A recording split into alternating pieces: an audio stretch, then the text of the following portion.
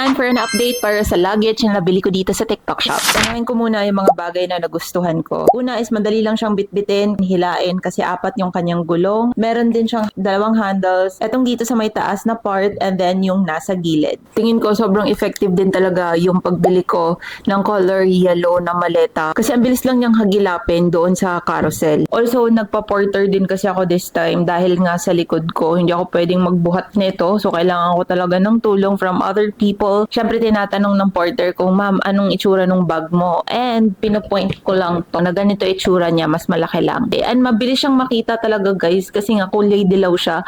And siguro sa airport parang iilan lang kaming naka-yellow na maleta. And nasabi ko na rin pala before na sobrang spacious din ito. And etong bag na to is medyo malaki naman siya. So, ito naman tayo din sa mga hindi ko masyadong nagustuhan about this luggage. Una is hindi pala to nag-extend. Noon ko lang siya na-realize nung nakapag-impake na ako. Kasi nga, before, yung isa kong maleta, maliit lang yun, pero pwede mo siyang i-extend. Like, yung sa mga zipper niya, meron siyang parang pampataba. Tapos, yung pangalawang bagay na hindi ko masyadong nagustuhan dito is that, di ba nga kulay yellow to? So, mabilis lang siyang madumihan or halata lang pag nagasgasan siya or nadumihan siya compared mo dun sa mga darker colors. But guys, I don't really mind kasi mas importante sa akin, mahalata ko agad kung saan yung bagahe ko. And as you can see guys, medyo dugyuti na siya for today's video. Pero kayang-kaya naman niyang linisin.